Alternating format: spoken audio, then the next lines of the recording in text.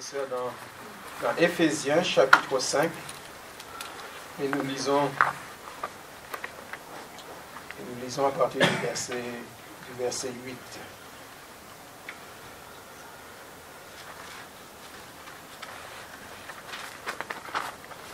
Éphésiens chapitre 5 et verset 8.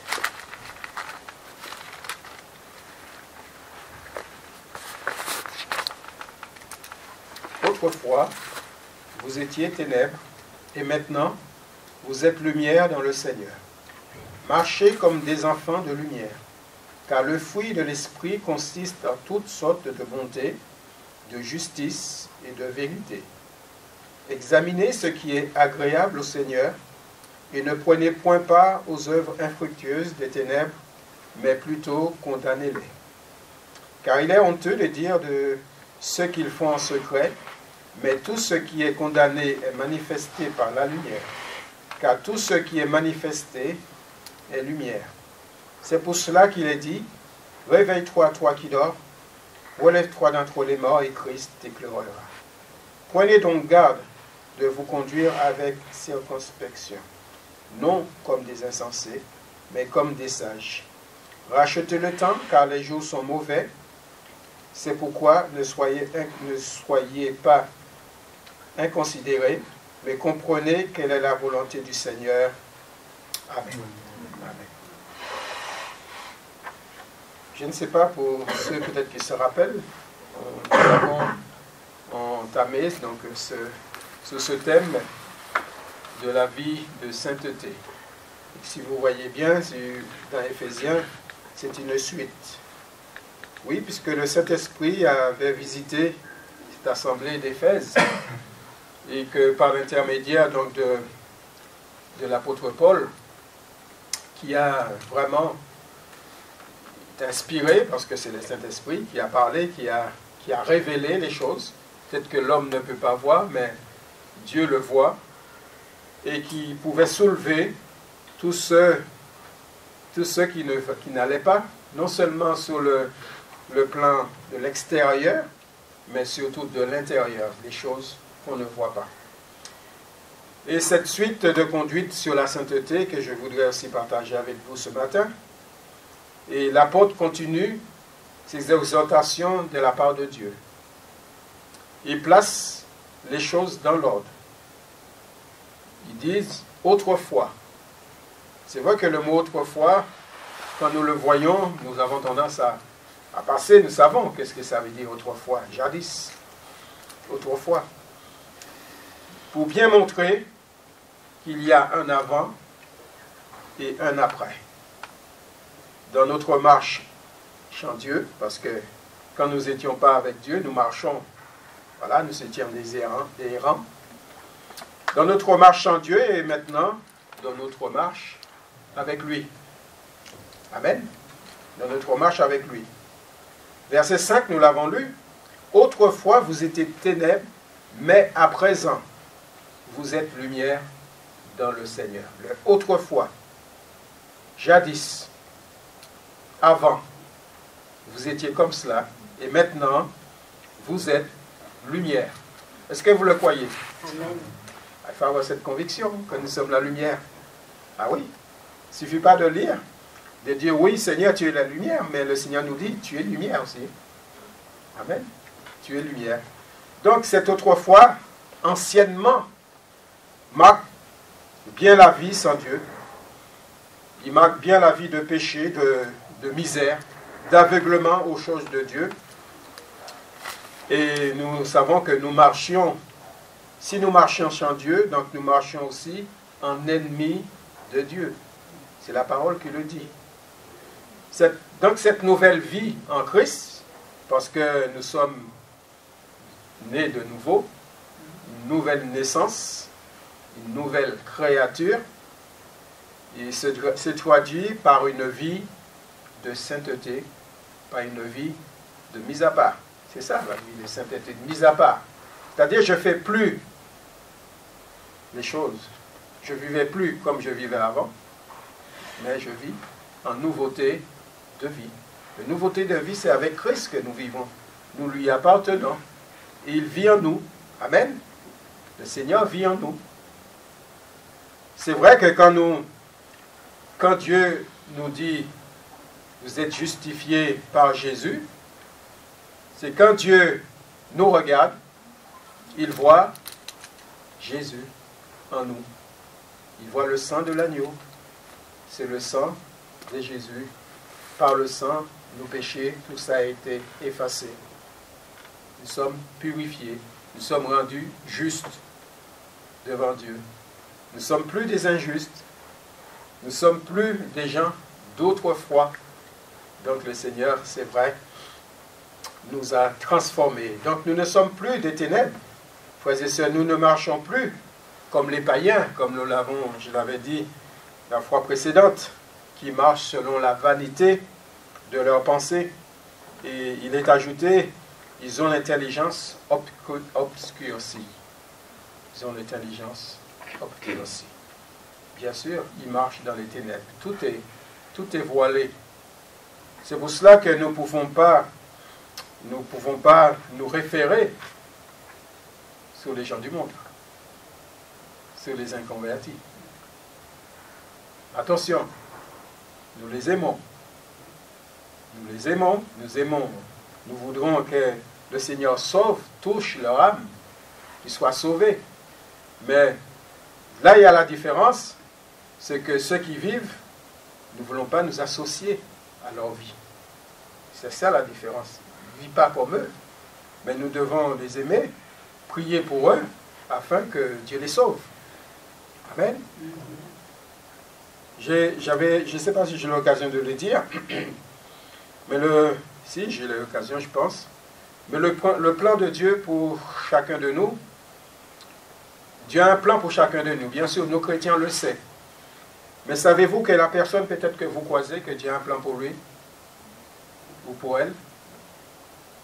Peut-être dans quelques années, vous n'allez peut-être pas le rencontrer dans une église. Peut-être que vous allez aussi le rencontrer dans une église. Et pourtant, ils sont dans le monde. Mais Dieu a un plan. Dieu connaît toutes choses. C'est pour cela que nous ne savons pas, mais Dieu le sait. Donc il y a, comme il est dit la parole, quelle part? Car quelle participation y a-t-il entre la justice et l'iniquité? Il n'y a pas. Ou quelle communion entre la lumière et les ténèbres? Il n'y en a pas. Nous savons que quand il y a une lumière se reflète. Lumière éclaire dans les ténèbres. Ce n'est pas quelque chose que je vous apprends, mais pour vous, ou bien sur le plan spirituel, que nous puissions comprendre les choses.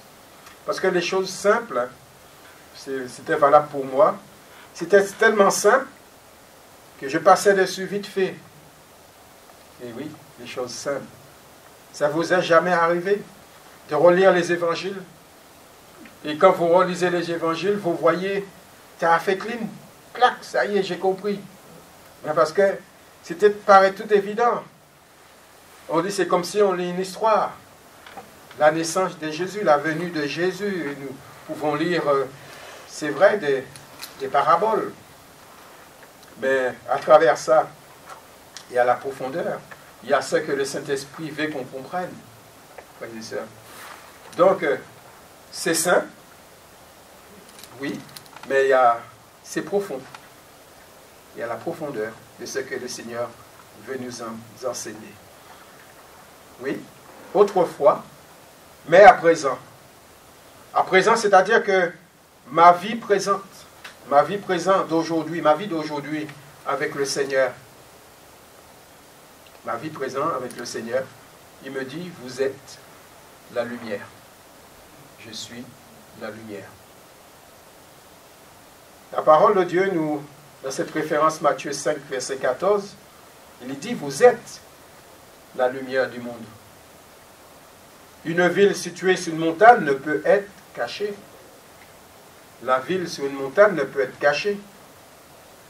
Je pourrais dire une église située dans une ville ne peut être cachée. Je pourrais dire un enfant de Dieu, un enfant de lumière dans la rue ne peut être caché. On le remarque dans sa vie, dans sa conduite. Et oui, on est différents, frères et sœurs. Du moins, on doit être différents. On doit être différents. Dans tout, dans nos comportements, dans nos réactions. Je ne veux pas dire que, voilà, nous vivons, comme je l'ai déjà dit, nous sommes dans la chair. Il y a la tentation. Il y a parfois aussi nos émotions qui jouent beaucoup. Les émotions. Et oui. Et pourtant, vous êtes la lumière du monde. Le Seigneur nous dit, voilà, il y a cette différence d'un enfant de lumière et aussi d'un enfant de ténèbres. C'est un enfant de lumière. C'est qui marche dans les ténèbres. Il y a une différence afin que vous soyez sans reproche et purs, que vous soyez enfants de Dieu, irrépréhensibles, donc irréprochables, au milieu d'une génération dépravée et perverse, parmi laquelle vous brillez comme des flambeaux dans le monde, portant la parole de vie. Amen. Nous trouvons cela dans Philippiens chapitre 2, verset 15. Nous sommes des flambeaux. Un flambeau, quand on fait la traite au flambeau, je me rappelle quand j'étais gamin, on sortait avec un flambeau dans la nuit pour aller chercher, vous ne connaissez pas peut-être, mais les crabes, il fallait les chercher dans la nuit. Et oui, parce que c'est la nuit qui sort. Il fallait aller pêcher les crabes. Et oui, on remarquait de loin avec le flambeau, on savait où était l'un ou l'autre. Nous sommes des flambeaux dans ce monde de ténèbres. Nous sommes des chrétiens, frères et sœurs. Nous ne sommes pas n'importe qui. Nous sommes des enfants de Dieu. Amen. Nous sommes des enfants de Dieu. Et oui, le psalmiste qui pouvait dire « Ta parole est une lampe à mes pieds et une lumière sur mon sentier. » Là, nous pouvons dire c'est la parole. La parole de Dieu, la parole que nous lisons, que nous méditons et que nous parlons encore ce matin, qui nous est annoncée ce matin, c'est une lumière pour notre vie. La parole, c'est une boussole. La parole, c'est notre référence, nos chrétiens. C'est-à-dire qu'on peut nous dire tout ce qu'on veut, le plus grand théologien, les plus grandes études qu'il peut faire. Si le Saint-Esprit a mis ce dépôt en moi, dans mon cœur, cette conviction, rien ne peut me faire changer. Amen. Non, on ne doit pas dévier, on doit rester attaché au enseignement de Jésus. C'est Dieu qui est cette parole qui est la priorité de notre vie, dans notre cœur. C'est lui notre référence, notre boussole de vie. Donc nous pouvons, les gens peuvent nous dire n'importe quoi, tout ce qu'ils veulent. Notre référence, notre appui, c'est en Dieu. Amen. Mon appui, c'est en Dieu. Nous sommes nés en Christ. Donc Jésus est lumière. Il vit en nous, alors nous sommes lumière. Il vit en nous. Jésus est en moi. Il a éclairé, il éclaire ma vie. Donc j'ai aussi cette responsabilité, ce rôle d'éclairer aussi les autres. Si je suis une lumière, ceux qui viennent à ma rencontre, automatiquement, je veux l'éclairer aussi. Amen.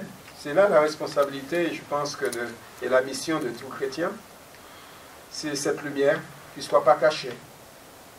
Cette lumière qui ne soit pas camouflée. Que je ne cache pas mon étiquette.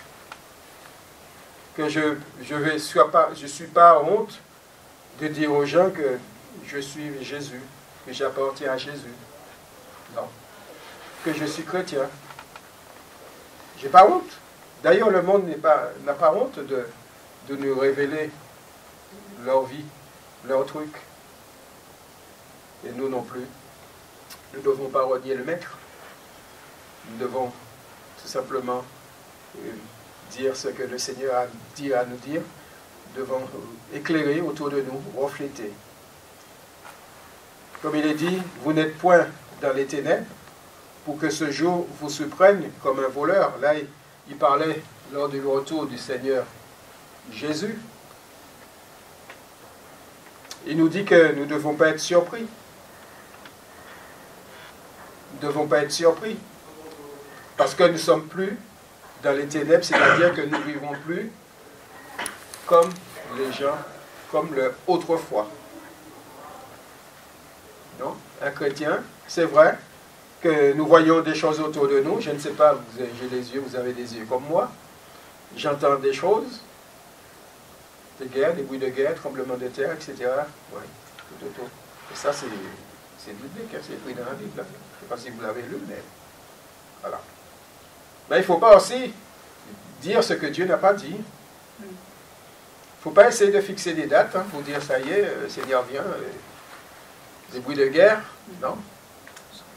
Mais le Seigneur nous dit, ne soyez pas surpris. Ne soyez pas surpris. Je vous ai averti, ne vous troublez point. Ne vous troublez pas. Je vous ai averti. Ces choses qui se placent, les autres, ils vont se paniquer. Ils vont courir dans tous les sens. Mais vous, restez calme. Je suis votre Père. Amen. Ça nous rassure, frères et sœurs. Ça nous rassure, nos chrétiens. Parce que vous imaginez, si on était comme ce monde, il y en a qui craignent, il y en a qui ont peur des missiles soviétiques, des missiles russes. Ils ont peur. Ils ont dit, mais peut-être ça va venir sur nous. Vous voyez là où ça va? La psychose. Et comment nos journalistes peuvent en créer une psychose. Mais nous, chrétiens, nous sommes en Christ. Nous sommes en Christ. Nous confions en lui. Nous sommes à l'abri. Et puis, notre partie céleste, c'est où? C'est là-haut. C'est là-haut. C'est pas que nous... Comment je vais dire ça? Je veux bien peser mon mot. Il ne faut pas que je dise n'importe quoi quand même. C'est pas que nous aimons la mort. C'est pas que nous désirons partir, que Cataclysme vienne et puis qu'il nous met. Notre partie céleste, c'est là-haut. Aux yeux de Dieu, ce qui est important, c'est notre âme, frères et sœurs. C'est notre âme qui est éternelle. Notre corps, nous savons tous que notre corps, il va retourner à la poussière si le Seigneur tarde à venir. Là aussi, soyons logiques et soyons réalistes. Ne tournons pas autour du pot. Ne cachons pas notre tête sur le sable. Mais le Seigneur nous éclaire. Il nous dit la vérité. Le Seigneur ne nous cache pas les choses. Il nous dit clairement les choses. Donc, maintenant, soyons pas surpris. Le verset 8 dit, marchez comme des enfants de lumière.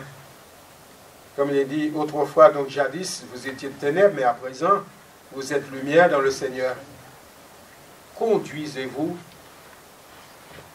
en enfant de lumière. Conduisez-vous, enfant de lumière. Vous êtes la lumière? Oui. Je suis en Christ, je suis chrétien, j'appartiens au Seigneur. Alors, montre-moi le fruit. En quelque sorte, le Seigneur a dit, montre-moi le fruit de la lumière. La première caractéristique de la lumière, frères et sœurs, c'est d'éclairer. Vous le saviez, ce n'est pas des choses que je vous apprends. Elle est visible. La lumière, elle dévoile tout ce qui est dans l'obscurité. Rien n'est caché et ne peut être caché devant le Seigneur. Rien n'est caché devant Dieu. Quand je tends ça et je lis ça, je dis, mais Seigneur, pourquoi je tourne autour du pot avec toi? Est-ce que tu vois tout en moi? Ben si, et parfois nous avons tendance à cacher les choses à Dieu, que nous parlons tout doux, tout bas. Vous savez, le Seigneur ne dort, ne sommeille. Ça veut dire que quand moi je dors, le Seigneur ne dort pas. Ça se trouve, il écoute la respiration. Il écoute. Et oui, frères et sœurs, Dieu ne dort pas. Dieu ne dort pas. Dieu, je pourrais dire 24 heures sur 24, Mais là, oui, à condition que la pendule ne se bloque pas. Mais le Seigneur, sans arrêt, il est avec nous, continuellement. Alors, comme dit l'évangile de Marc, chapitre 4, 22, verset 22, car il n'y a rien de caché qui ne doive être découvert. Rien de secret qui ne doive être mis à jour dans nos vies. Alors, Seigneur, pourquoi te cacher les choses? Aide-moi tout simplement à révéler, à te dire ce qui est dans mon cœur, à te dire la vérité tout simplement. Et le Seigneur le sait, mais il désire que nous l'exprimons. Voilà, Seigneur, ce qu'il y a en moi. Parfois on dit, Seigneur, si tu vois. Et le Seigneur, lui, nous le montre. On le sait déjà. On le sait. Si tu vois. Donc nous savons ce qui ne va pas dans notre vie. Nous le savons, ce qui a réparé dans notre vie. Nous savons. C'est vrai. Maintenant, à là de dire que je vais régler le problème tout de suite, ça c'est autre chose. Parce que c'est spirituel, c'est un combat spirituel. Donc il faut l'aide de Dieu. Il faut l'aide du Saint-Esprit. Mais nous avons notre part de responsabilité, frères et sœurs. Notre part de responsabilité, c'est quoi? C'est de vouloir que notre vie s'améliore. De vouloir sortir de cette, excuse-moi de l'expression, cette médiocrité de notre vie.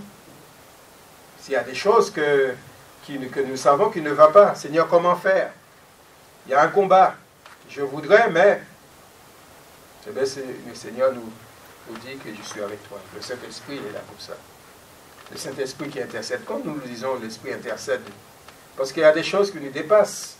Parfois, nous ne savons pas demander, nous ne savons pas comment formuler devant le Seigneur le besoin de nos cœurs. Mais le Saint-Esprit qui vit en nous, le sait, il nous aide, frères et sœurs. Il nous aide à l'exprimer sur ce qui est au-delà de nous. Alors, nous n'avons pas besoin de cacher les choses, mais tout simplement les révéler, ces choses à Dieu, le dire. Voilà ce qui est de ma vie qui ne va pas, Seigneur. Voilà ce que j'ai pensé, mais je me suis trompé, je n'ose pas dire aux autres que je me suis trompé. Eh oui, mais le Seigneur sait que nous avons trompé. Vous savez, parfois, vous savez le mensonge, ou du moins les demi-vérités. Quand nous voulons, j'avais l'occasion de le dire ici, quand nous voulons dire quelque chose à quelqu'un, que nous parlions ensemble, voilà, c'est engager la conversation, doigt de parole, ma parole, etc. Mais dans ces propos, nous voulons tellement que les autres attirent l'attention de l'autre, nous disons des demi-vérités. Les demi-vérités, pour Dieu, c'est un mensonge. Vous voyez? Et Seigneur, oui, j'ai dit quelque chose, mais nous le savons parce que notre conscience nous reprend. Mais comment faire? Ah, je ne peux plus revenir en arrière. Parce que la personne, le message est déjà entendu par l'autre. Je ne peux plus revenir en arrière. Alors Seigneur, tu vois, c'est que je ne vais pas te cacher les choses. Ce que je viens de dire à cette sœur ou à ce frère ou cette personne, c'est pas vrai. C'est pas vrai, j'ai trop rallongé, j'ai voulu qu'il soit... Voilà, j'ai dit trop. J'ai dit de trop. Alors Seigneur, pardonne-moi. Seigneur, pardonne-moi. Le Seigneur pourrait nous dire, oui, je te pardonne. Mais le Seigneur aussi peut nous donner cette occasion de la personne que nous avons conversée, de lui dire, va le voir et dis-lui que tu en as ajouté de trop. Voilà, c'est ça le pardon. C'est ça qu'il faut enlever. Aller réparer. Ça, c'est notre part de responsabilité, frères et sœurs. Dire les choses. Et c'est là que ce n'est pas évident. Ce n'est pas évident parce que nous avons peut-être 2-3 pas à faire, mais ces 2-3 pas nous paraissent 2 kilomètres pour approcher vers quelqu'un. Je ne sais pas pour vous, mais j'ai déjà confronté cela dans l'église. Pourtant, de près de l'estrade par rapport au fond, il suffisait de faire quelques pas et aller voir cette personne. Pour moi, c'était des kilomètres et des kilomètres. Et voilà. Parce que, mais c'est pourquoi que le pardon est spirituel. Le pardon, ce n'est pas comme cela de dire, Seigneur, je te pardonne et je vais recommencer après. Sinon, je te pardonne, mais pardonne-moi pour ce que je vais faire après. C'est comme si quand on prie, c'est exactement la même chose. Mais si je demande pardon au Seigneur et dans mon cœur, je regrette amèrement ce que j'ai fait et que je ne désire pas recommencer, alors c'est là que le Seigneur agit. C'est la motivation du cœur qui est importante devant Dieu. Amen. Je ne veux pas. Je l'ai fait, c'est un accident. Un accident, on a un accident c'est imprévisible. Donc, ça vient comme cela. Ce n'est pas moi qui cherche l'accident. Mais nous laissons piéger. Et nous savons bien sûr, l'ennemi de nos âmes, il est content, il nous pousse dans cela. Ben oui. Et frères et sœurs, et le Seigneur désire que nous puissions aller plus loin avec lui. J'ai ouvert une parenthèse, mais qu'il a été un petit peu long, que je veux le refermer et me diriger sur le thème. Donc, sur ces 3 points, parmi tant d'autres, comme il dit, car le fruit de la lumière consiste en toutes sortes de bonté, de justice et de vérité. Nous trouvons ça dans le verset 9 de notre lecture. C'est vrai, ces 3 points qui caractérisent notre Dieu. Le fruit de la lumière consiste en toutes sortes de bonté. Dieu est un Dieu bon. Amen. Dieu est un Dieu bon. L'Éternel a de la bonté, comme il dit la parole, pour qui espère en lui, pour ceux qui espèrent en lui. Pour l'âme qui le cherche. Nous trouvons cela dans Lamentation de Jérémie chapitre 3 et verset 25. Dans une autre traduction, il est dit, l'Éternel est bon pour celui qui s'attend à lui. Pour l'âme qui le cherche. L'Éternel est bon pour ceux qui s'attendent à lui. Le Seigneur Dieu est bon à notre égard, parce que nous sommes ses enfants, parce que nous l'aimons. Nous attendons à notre Dieu, nous appuyons sur lui. Amen. Donc c'était trait de caractère, on le retrouve dans la personne de Dieu. Sa bonté pour ceux qui s'attendent à lui, ceux qui lui font confiance, et la fidélité de Dieu à notre égard. Timothée, nous connaissons cette référence, que Dieu demeure fidèle. Malgré notre infidélité, le Seigneur, lui, demeure fidèle. Il est tellement bon, notre Dieu, il est bon avec nous. Il sait que, oui Seigneur, je te suivrai. Oui Seigneur, je t'ai promis des choses. Mais le Seigneur sait nos infidélités. Il sait nos faiblesses. Et pourtant, nous avons de la bonne volonté. Notre désir, c'est de faire plaisir à Dieu. Je ne sais pas, moi, c'est comme ça. Moi, je ne vais pas décevoir le Maître. Je ne vais pas décevoir mon Seigneur. Et pourtant, dans nos conduites, oui, la lumière. Marchez et conduisez-vous en enfant de lumière. Parfois, dans ma conduite, et je dis le contraire. On n'a pas besoin de dire grand-chose, mais rien que ma conduite me le démontre. Vous savez que on dit l'extérieur, on dit l'apparence. On dit l'apparence, c'est pas... Moi, je dis l'apparence, c'est pas que l'apparence n'est pas importante aussi. C'est vrai que Dieu regarde au cœur, mais l'extérieur peut démontrer aussi ce qui peut se passer de l'intérieur. Comment? Il peut nous donner la température du corps, sur le plan spirituel, bien sûr. Et oui. Je ne sais pas si je me suis bien exprimé là-dessus, mais on ne peut pas tromper Dieu. Rien n'est caché devant notre Seigneur. Le fruit de la lumière consiste en toutes sortes de justice, aussi qu'il est dit. La justice de Dieu est parfaite, frères et sœurs. Elle contribue à la paix, parce que Dieu est un Dieu de paix.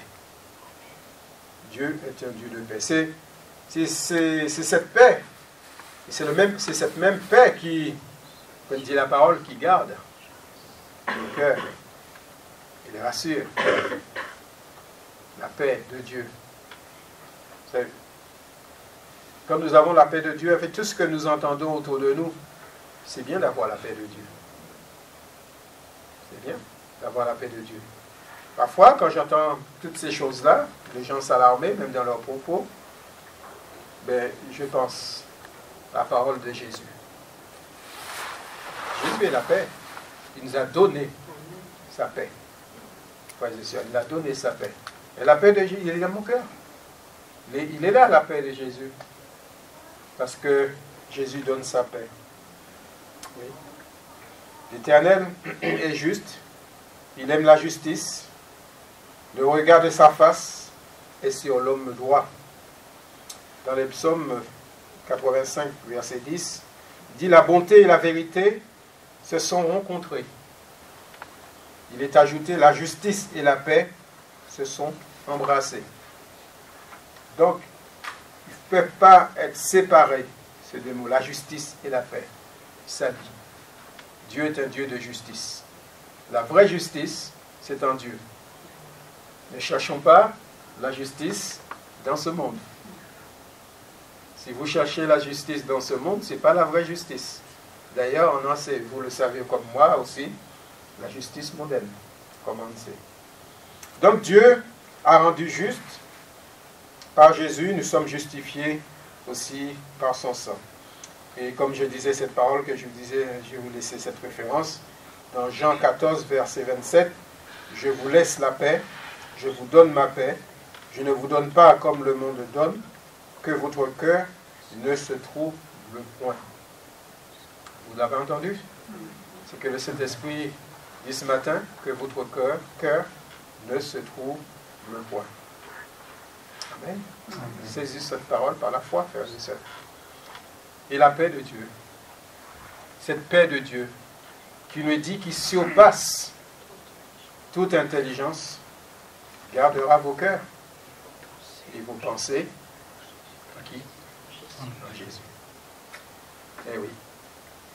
Tout ce qui est autour de nous, qui vont troubler, toutes les paroles qu'ils vont nous dire, tous ces pleurs, tous ces angoisses, tous ces stress, les gens sont stressés, sont angoissés. Et oui, vous savez, il y a un ravage dans ce domaine-là, psychologique, moral.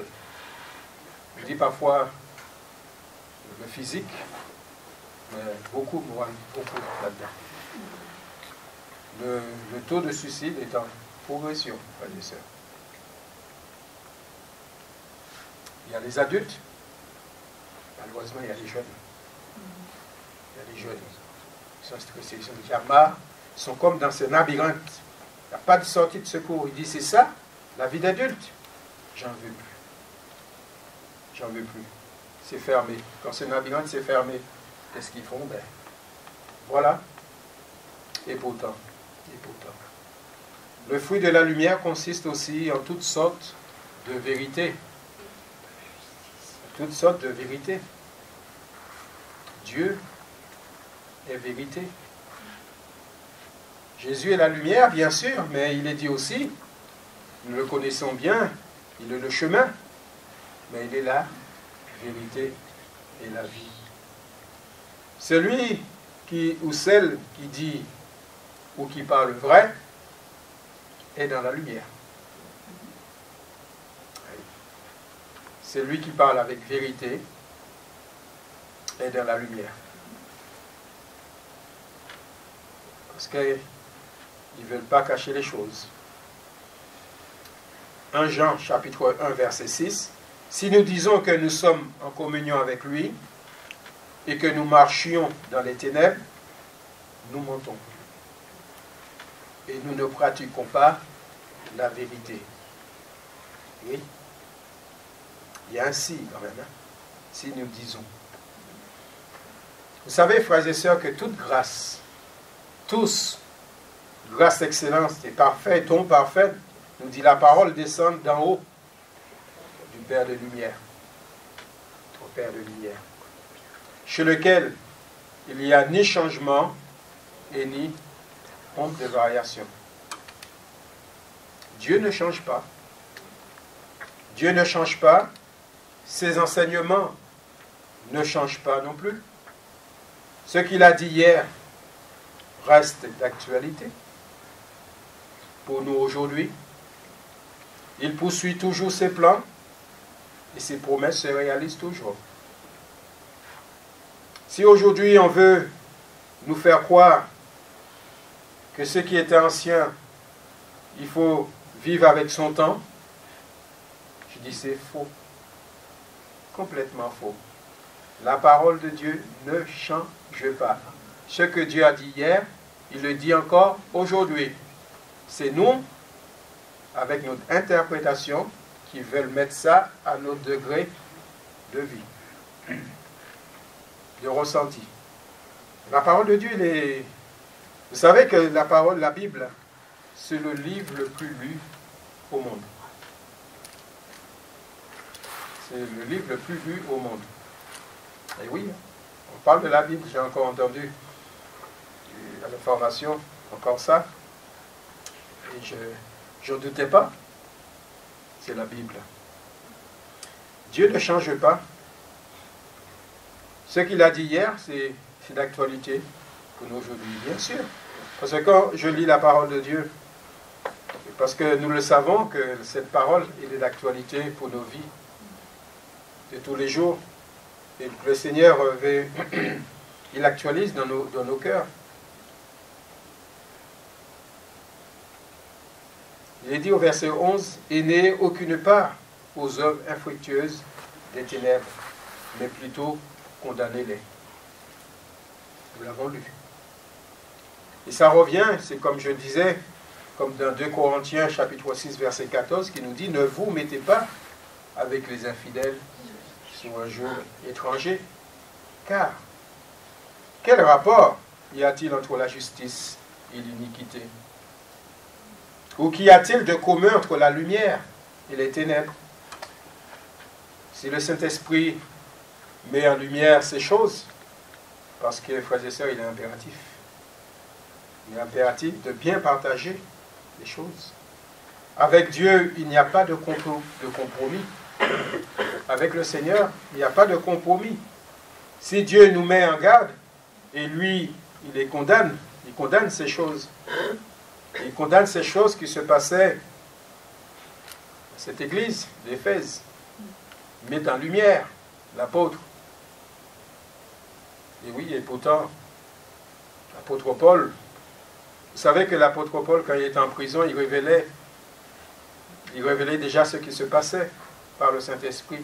Il n'allait pas dans l'église et pourtant il n'était pas là.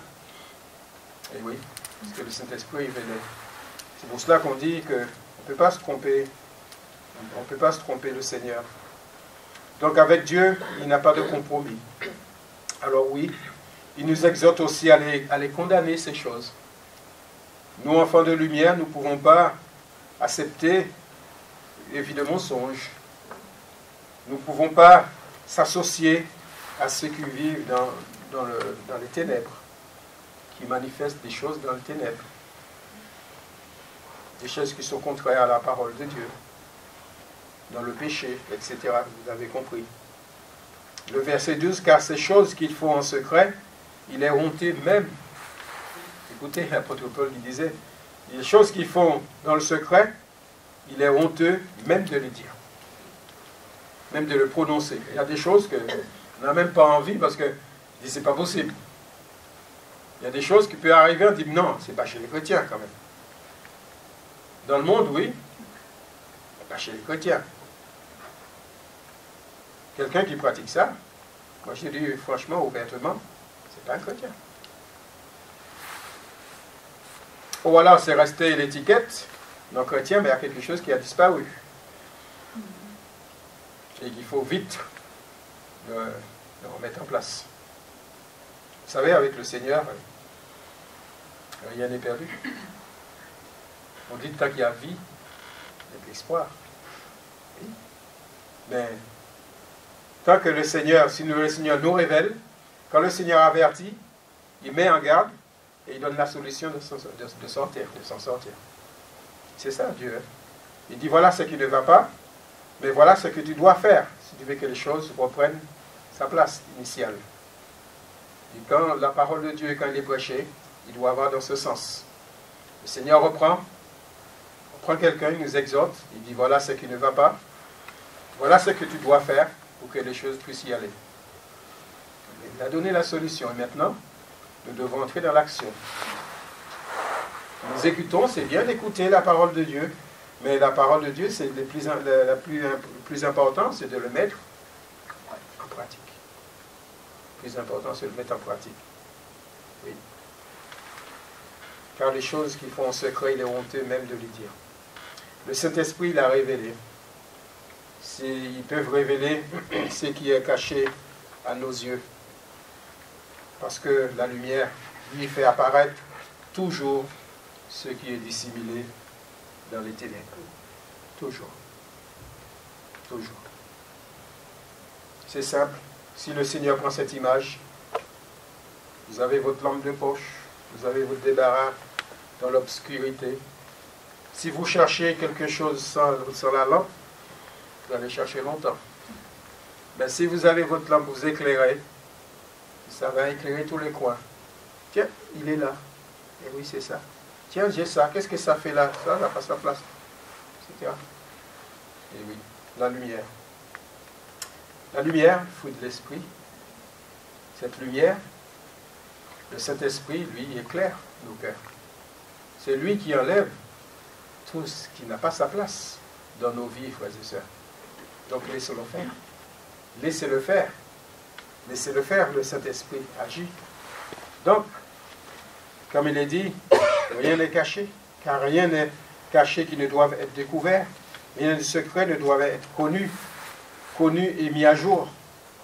Le verset 14, que nous l'avons lu aussi, c'est pourquoi il est dit, réveille-toi, toi qui dors, relève-toi d'entre les morts, et Christ t'éclairera.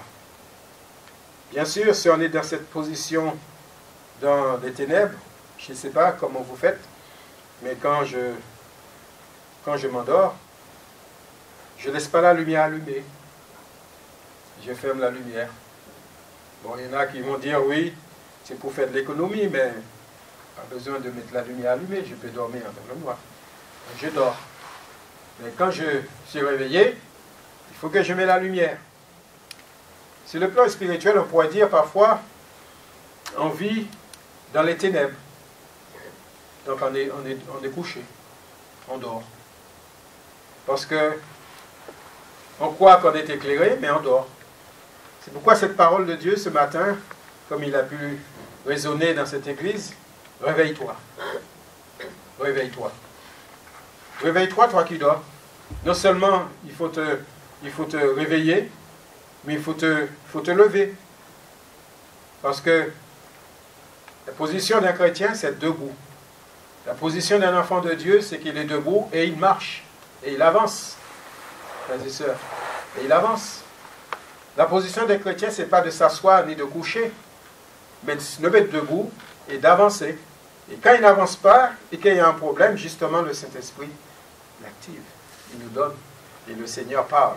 Et le Seigneur peut apporter aussi, comme il a pu apporter à cette église, cette solution. Relève-toi d'entre les morts. Parce que ceux qui sont dans les ténèbres, devant Dieu, ils sont morts. Ils sont morts parce qu'ils ne sont pas en Christ. Leurs péchés ne sont pas effacés. Et oui.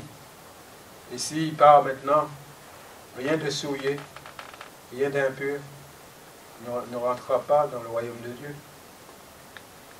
Et vous savez, parfois, il y a pas longtemps, j'ai lu ça, il a été énuméré tous les points, les choses, les impudiques, les cupides, les excès de table, etc., les adultères, les efféminés, entre parenthèses, les homosexuels.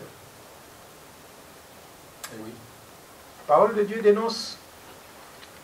Si Dieu les dénonce, qu'il les condamne, nous aussi, on doit les condamner, frères et sœurs.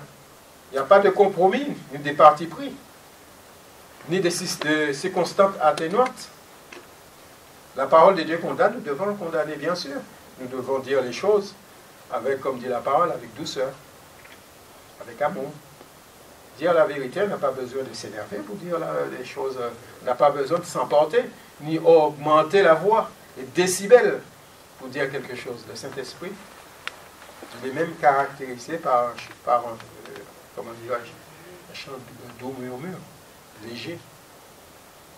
Et oui, et pas dans le bruit. Pas dans le bruit. Et le Seigneur parle dans le cœur. Le Seigneur nous parle. Et nous désirons, nous voulons marcher, aller plus loin avec lui. Oui, la solution, Christ éclairera. Relève-toi et Christ éclairera. Et il éclairera nos vies, sa propre personne. Et verset 15, prenez donc garde et vous conduire scrupuleusement, scrupuleusement, donc fidèlement, non comme des gens dépourvus de sagesse, mais comme des sages. Il est ajouté, rachetez le temps. Rachetez le temps car les jours sont bons. Non, les jours sont mauvais. Hein? Ah, c'est vrai. Vous êtes d'accord avec cette parole? C'est la parole de Dieu qui le dit, hein? Les jours sont mauvais. Rachetez le temps. Donc il n'y a pas de temps à perdre. Il n'y a pas de temps à perdre. La mission de l'Église, c'est que les âmes se tournent vers Dieu. C'est qu'il y a des âmes qui s'ajoutent. C'est que nous témoignons. C'est que la lumière puisse briller. Amen.